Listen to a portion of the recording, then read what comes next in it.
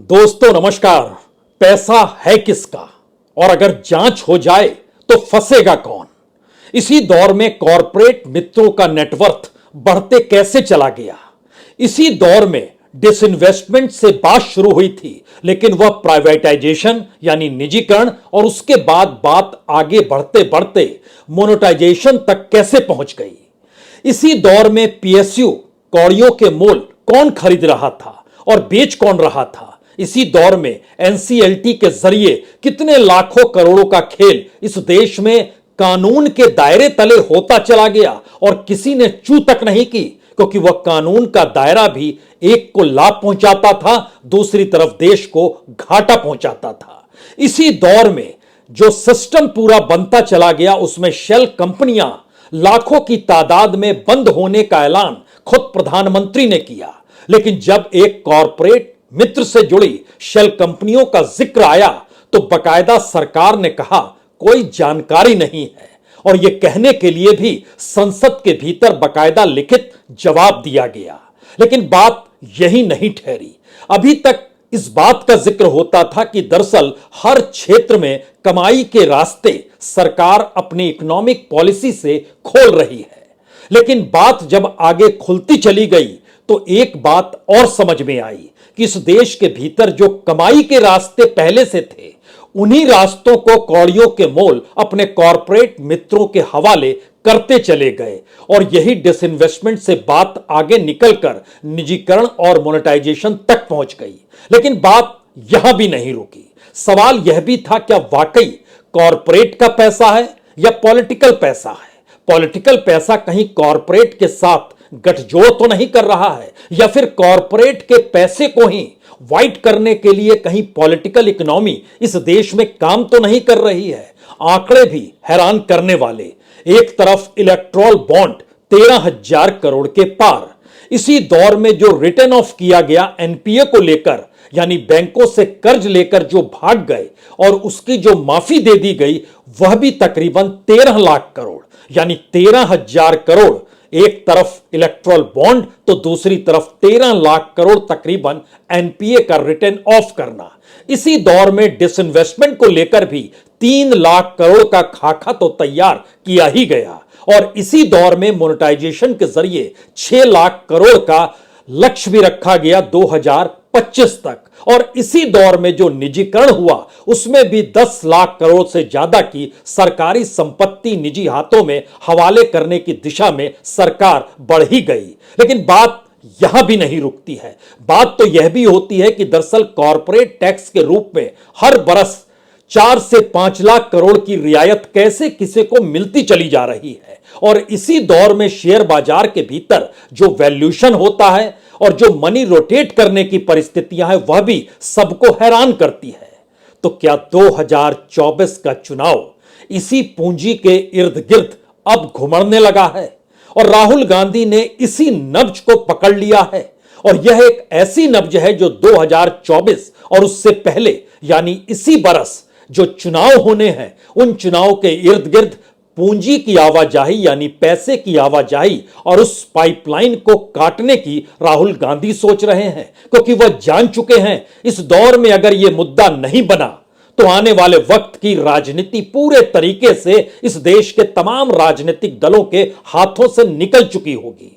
और शायद इसीलिए जहां पर मंच मिलता है, राहुल गांधी जिन बातों का जिक्र करते हैं उन बातों को एक वक्त में जरूर सुनना चाहिए, क्योंकि वह कानूनी रूपरेखा के तहत फाइल खोलने का जिक्र करते हैं। और कल भी रायपुर में राहुल गांधी ने जिस बात का जिक्र किया, हमें लगता है कि उसकी चंद लाइनों को पहले सुन लीजिए। और प्रधानमंत्री को साफ कहना चाहिए, देश को बताना चाहिए और छत्तीसगढ़ के युवाओं को बताना चाहिए कि वो अदानी जी पर इंक्वायरी क्यों नहीं करवा रहे हैं। ऐसी क्या बात है कि नरेंद्र मोदी जी अदानी जी पर इंक्वायरी नहीं करा सकते हैं? 2-3 सवाल हैं भाई और बहनों, युवाओं। ये जो हजारों करोड़ रुपए हिंदुस्तान से बाहर गया, ये पैसा किसका था? पहला सवाल, ये अदानी जी का पैसा नहीं था, ये किसी और का पैसा था। किसका पैसा था? ये पहला सवाल है। प्रधानमंत्री जी कोई इंक्वायरी नहीं करवाएंगे। मैं आपको साफ कह देता हूं, हिंदुस्तान का प्रधानमंत्री अदानी जी पे कोई इंक्वायरी करा ही नहीं सकता, क्योंकि अगर उसका इंक्वायरी का नतीजा निकल गया तो नुकसान अदानी जी को नहीं होगा, नुकसान किसी और को होगा। तो क्या वाकई कॉरपोरेट का पैसा पॉलिटिक्स में नहीं, बल्कि पॉलिटिक्स का पैसा कॉरपोरेट में लगकर एक नए नेक्सस को देश में तैयार कर रहा है, और उसी की फाइल खोलने का जिक्र या उसी की इंक्वायरी का जिक्र राहुल गांधी अब खुले तौर पर करने लगे हैं? सवाल इतना भर भी नहीं है, क्योंकि परत दर परत जब आप परिस्थितियों को परखेंगे तो इस देश के कॉरपोरेट की पॉलिटिकल फंडिंग जो बीजेपी के पास जाती है, अगर उस पाइपलाइन को काट दिया जाए तो यकीनी तौर पर बीजेपी के भीतर नोटबंदी आ जाएगी। और यह एक ऐसी नोटबंदी होगी जिसमें विधायक या सांसद को खरीदना तो दूर, चुनाव लड़ने की परिस्थिति में भी क्या पॉलिटिकल पार्टी नहीं रहेगी जो इतनी बड़ी तादाद में इस दौर में तमाम रैलियों में खर्च करती है, तमाम चुनाव के मद्देनजर कॉन्स्टिट्यूंसी दर कॉन्स्टिट्यूंसी खर्च करती है, बूथ मैनेजमेंट से लेकर प्रचार प्रसार की हर कीमत एक होती है जो खर्च की जाती है, तो इतना पैसा आता कहां से है? और इस पैसे का और छोर कहीं दूसरी जगह देखने की जरूरत होनी नहीं चाहिए। बीजेपी के दिल्ली के हेडक्वार्टर में चले जाइए, 5 मंजिली इमारत में लगातार जो 5 सितारा एसी से लेकर तमाम सुविधाओं से लैस है, क्या कभी किसी ने उस बिल को भी जानने की जरूरत महसूस की, या पैसा इतना अफरात है कि दरअसल इसकी भी फिक्र की नहीं जाएगी? यह सवाल अब इसलिए महत्वपूर्ण है क्योंकि कहीं ना कहीं अडानी इस दौर में राहुल गांधी के हर भाषण के साथ अगर जुड़ा है तो पहली बार उसके पॉलिटिकल एंगल को भी खुद राहुल गांधी बताने से चूक नहीं रहे हैं। और अंतर्राष्ट्रीय तौर पर जो रिपोर्ट पहली बार निकल कर आई पिछले ही हफ्ते, उसने भी राजनीतिक इंडिकेशन उस जांच के जरिए देने की कोशिश की कि मसला सिर्फ इकोनॉमिक स्कैम का नहीं है, यह एक पॉलिटिकल इकोनॉमिक स्कैम है। और शायद इसीलिए अगर आप परखना और टटोलना शुरू करें तो स्कैम का मतलब उस पूंजी से जुड़ा हुआ है जो पूंजी सही मायने में रेवेन्यू के हिस्से तक पहुंच नहीं पाती है, टैक्स दिया नहीं जाता है, राहत रियायत मिलती चली जाती है, अनअकाउंटेड मनी होती है, कोई उसके बारे में जानता नहीं है। और इसकी शुरुआत अगर ध्यान दीजिए तो इलेक्ट्रल बॉन्ड से होती है, और इलेक्ट्रल बॉन्ड के जरिए अगर आप चीजों को परखना शुरू करेंगे तो 13,791 करोड़, यानी 2018 से लेकर जुलाई 2023 तक के बीच में इतने इलेक्ट्रल बॉन्ड का जिक्र होता है। लेकिन एक क्षण के लिए सोचिए 2024 में कितनी बड़ी तादाद में इलेक्ट्रल बॉन्ड में पैसा आने वाला है, और इसकी शुरुआत अगले महीने से होगी, क्योंकि अक्टूबर, नवंबर, दिसंबर, इन 3 महीनों में इलेक्ट्रल बॉन्ड फिर बिकने शुरू होंगे। अगर आप 2019 के चुनाव के वक्त में चले जाइए तो आपको जानकर हैरत होगी, सिर्फ मार्च, अप्रैल और मई, इन 3 महीनों में इलेक्ट्रल बॉन्ड 4,443 करोड़ रुपए उसके जरिए आए। 80% सीधे सीधे बीजेपी के पास चला गया, बाकी 20% में तमाम नेशनल पॉलिटिकल पार्टी और रीजनल पार्टीज। लेकिन बात अब यहां पर भी रुकती नहीं है, क्योंकि इलेक्ट्रल बॉन्ड के जरिए एक चीज तो साफ है, इसमें बड़ी तादाद में कॉरपोरेट की भागीदारी है, और कॉरपोरेट ही उस पैसे को किस रूप में दिखाती है, इलेक्ट्रल बॉन्ड्स लेती है, और इसकी जानकारी देश को हो नहीं पाती है। अब यहां पर एक दूसरा सवाल जरूर आना चाहिए, क्योंकि जिक्र अगर अडानी के उस पूरे सिस्टम का हो रहा है जिस सिस्टम के आश्रय सरकार के द्वारा राहत, रियायत, सुविधा, नेटवर्क सब कुछ दिया जा रहा है, और उसकी एवज में क्या पैसा रोटेट होकर आ रहा है, या इस देश के भीतर की पॉलिटिकल इकोनॉमी ही कॉरपोरेट के जरिए चीजों को डेवलप, अपने भविष्य की राजनीति को सुरक्षित रखने के लिए तो नहीं कर रही है? ये सारे सवाल इसलिए महत्वपूर्ण है चले हैं क्योंकि जब राहुल गांधी कहते हैं पैसा किसका था जो $1 बिलियन से ज्यादा बाहर चला गया, और कोई इंक्वायरी क्यों नहीं करवाता है, जब इन बातों का जिक्र होता है तो हमें लगता है एक एक परत को परखना शुरू कीजिए, राज्य दर राज्य समझिए। इस देश के भीतर में जो corporate political funding erectile bond के अलावे होती है, उसमें कई ट्रस्ट काम करते हैं, prudent electoral trust, AB general electoral trust, Samaj electoral trust, independent electoral trust, small donation trust. Small donation trust में लाखों रुपए दिए जाते हैं, लेकिन बाकी सब में करोड़ों रुपए। और सबसे बड़ा प्रूडेंट इलेक्टोरल ट्रस्ट है जिसमें 89 कॉरपोरेट्स की साझेदारी है और बरस दर बरस ये 500 करोड़ के लगभग तो देते ही हैं, जो नजर खुले तौर पर आता है।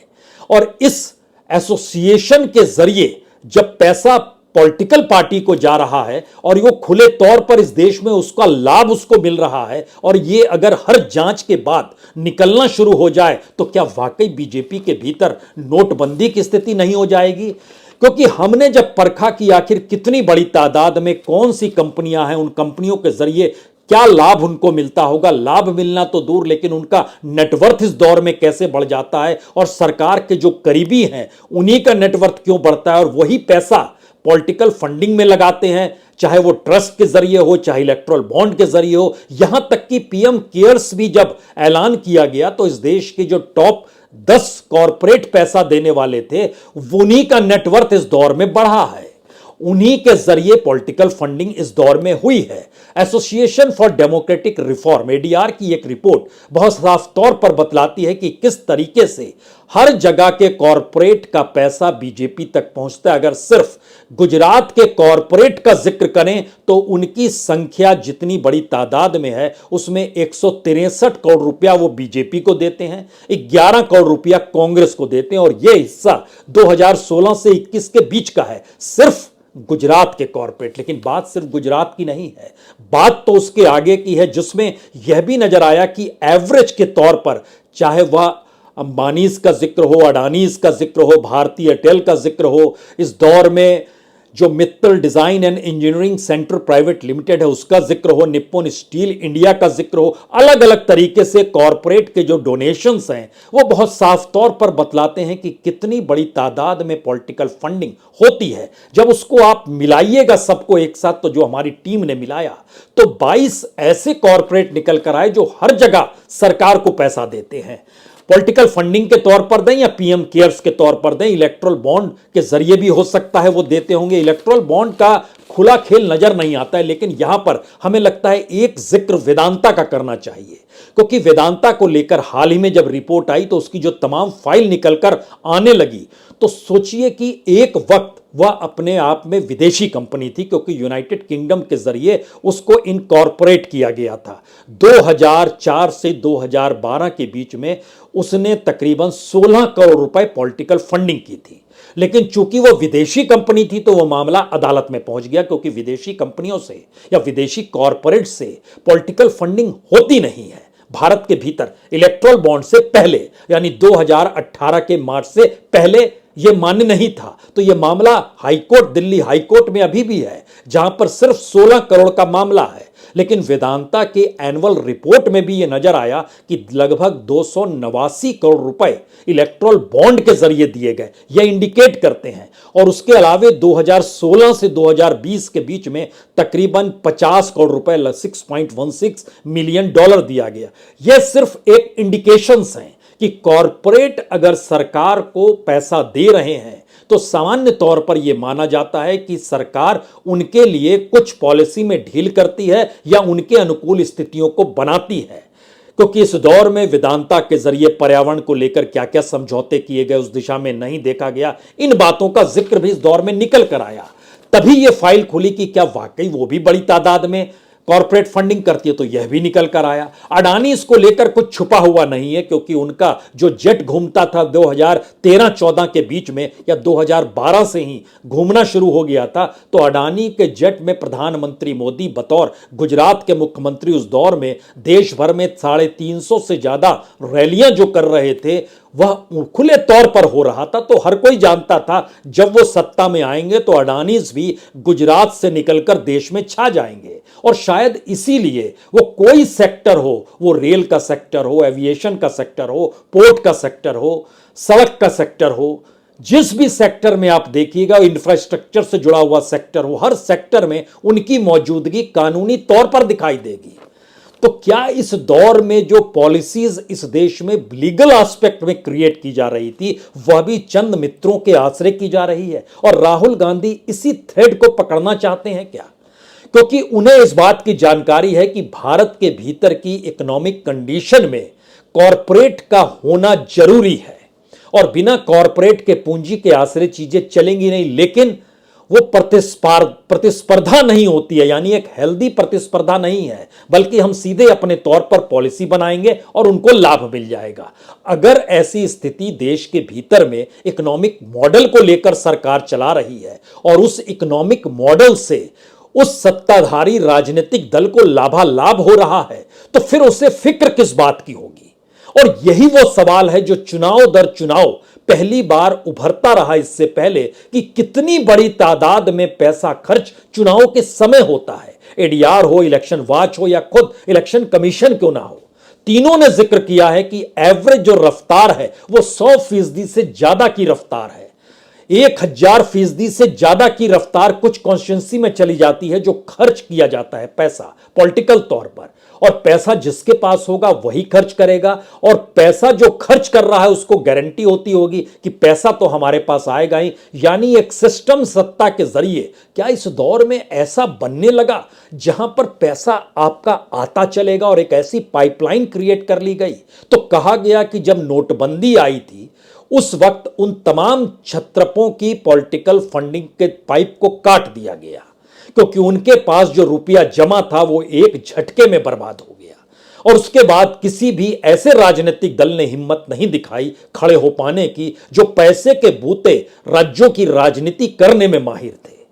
लेकिन अगर ध्यान दीजिए, यही नोटबंदी मौजूदा वक्त में अडानी कांड के जरिए, जिसका जिक्र राहुल गांधी लगातार कर रहे हैं, अगर यह उभर कर आता है तो बीजेपी की वह पूरी की पूरी प्रक्रिया जो देश भर में नजर आ रही है, जहां पर वह जिले दर जिले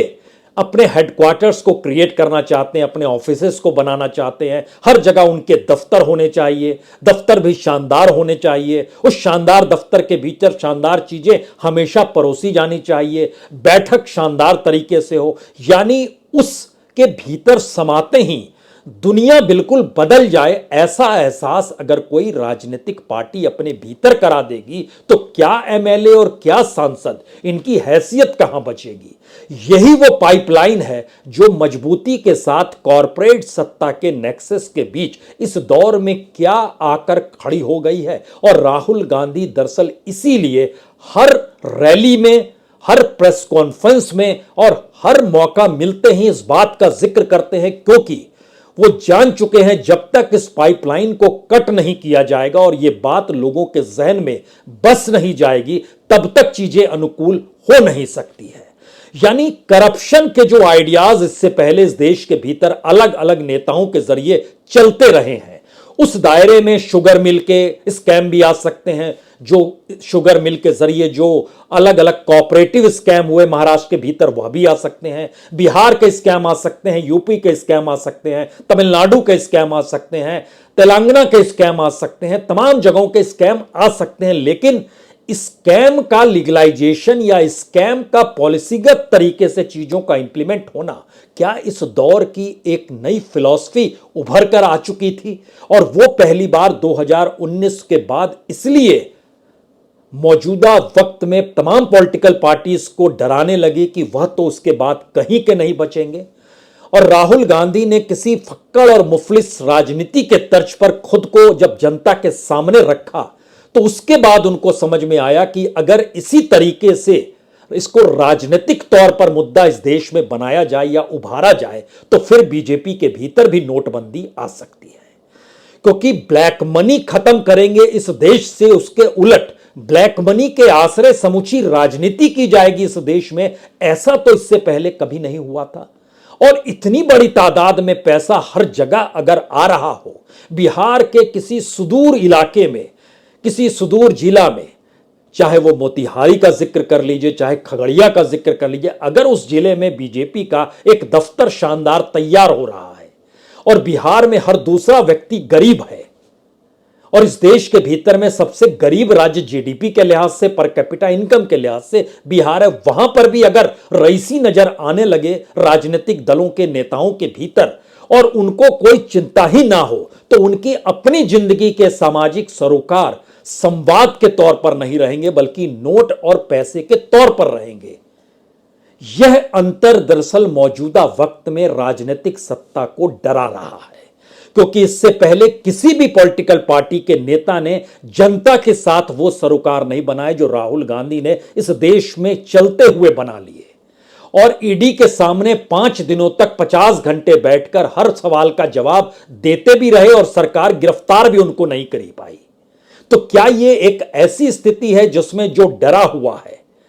जो हताश है, जिसके पास जरा सी पूंजी भी है, वो नहीं चाहता है कि उसकी पूंजी उसके हाथ से निकल जाए, तो उसकी राजनीति अपनी जगह पे ठप पड़ी है और इसीलिए समूचा विपक्ष राहुल गांधी में ही एक आस देख रहा है और राहुल गांधी उस पाइपलाइन को देख रहे हैं जिस पाइपलाइन के जरिए पैसे का प्रवाह लगातार मौजूदा राजनीतिक सत्ता यानी बीजेपी के पास बहुत तेजी से जा रहा है। क्या वाकई यह स्थिति है? अगर यह स्थिति है तो इसमें एक क्षण के लिए दोबारा उस परिस्थिति को पढ़ने की कोशिश कीजिए जिसमें बहुत साफ तौर पर एडीआर एक बात का जिक्र करता है, एसोसिएशन फॉर डेमोक्रेटिक रिफॉर्म जो है वो कहता है कि फंडिंग का सोर्स अज्ञात लोगों के पास हो और उसकी संख्या 50% तक हो, यानी इतना डोनेशन जो दिया जा रहा होगा बीजेपी को उसमें 50% के बारे में कोई जानकारी ही ना हो। और उस पर उसने कहा कि दुनिया के तमाम देश, चाहे वह अमेरिका हो, जापान हो, बुल्गारिया हो, ब्राजील हो, इटली हो, फ्रांस हो, जर्मनी हो, नेपाल हो पड़ोस में, भूटान हो पड़ोस में, वहां पर भी ऐसा नहीं होता है। पूरा विवरण जांच के लिए उपलब्ध वहां पर भी हमेशा रहता है, लेकिन भारत के भीतर में जो फंडिंग का सोर्स है उसको अज्ञात कहकर वो इनकम टैक्स डिपार्टमेंट हो, फाइनेंशियल मिनिस्ट्री हो या इलेक्शन कमीशन हो, तीनों चीजों को अपने तौर पर खत्म कर लेते हैं। और शायद इसीलिए जो गलत तरीके से पैन नंबर दिया जाए, पैन नंबर दिया ही ना जाए यानी मिसिंग हो जाए, उसकी संख्या भी अगर इस दौर में देखेंगे तो तकरीबन जो पीएम केयर्स में पैसा आया जो 22 कॉर्पोरेट का, उससे हटकर जो कॉर्पोरेट्स को परखा गया तो 452 डोनेशन देने वालों ने पैन नंबर ही नहीं दिए, 62 ने गलत दे दिए। ये मैसेज क्या है? मैसेज बहुत साफ है कि पूरी की पूरी डेमोक्रेसी, पार्लियामेंट्री डेमोक्रेसी उस ऐसी पूंजी पर जाकर टिक गई है जो पूंजी सत्ता और कॉर्पोरेट के नेक्सस का सबसे बड़ा हिस्सा है, सबसे बड़ा साझीदार है। और शायद यह सवाल अगर 2024 से पहले इस देश के भीतर उठने लगता है और जनता के भीतर से यह सवाल उठने लगते हैं तो यकीनी तौर पर इस पाइपलाइन को लेकर इंक्वायरी और जांच की आवाज भी इस देश में हो सकती है। और अगर हो सकती है और हो जाए तो फंसेगा कौन, पैसा किसका है, बताएगा कौन, रोटेट पैसा कैसे किया जा रहा है, क्या ये पॉलिटिकल मनी है? क्योंकि हमने एक शुरुआत में आपके सामने आंकड़ा रखा था, आखिर में एक बार उसे फिर सुन लीजिए क्योंकि ये संख्या डराने वाली है। इलेक्ट्रल बॉन्ड 13,000 करोड़ से ज्यादा का, बैंक का रिटर्न ऑफ जो एनपीए का लिया गया उसमें 13 लाख करोड़ के लगभग, जो डिसइन्वेस्टमेंट है वो 3 लाख करोड़ के करीब, मोनेटाइजेशन है 6 लाख करोड़ का, प्राइवेटाइजेशन 10 लाख करोड़ से ज्यादा, कॉर्पोरेट टैक्स में माफी 4 से 5 लाख करोड़ की, शेयर मार्केट में वैल्यूएशन गलत तरीके से, उसके जरिए पूरा वो रोटेशन चलता है और मनी रोटेट इस दौर में इस तरीके से चलता है। तो क्या ये पाइपलाइन को कहीं पर कट किया जा सकता है? और अगर ये कट होता है तो क्या वाकई बीजेपी में नोटबंदी आ जाएगी? ये सवाल नहीं है, मौजूदा वक्त में उठा हुआ एक राजनीतिक नारा भी है और शायद लोकतंत्र पर जो पूंजी का अटैक है, पैसे का अटैक है, उसको लेकर इस देश के नागरिकों के लिए एक चेतावनी भी है। बहुत बहुत शुक्रिया, बहुत बहुत शुक्रिया।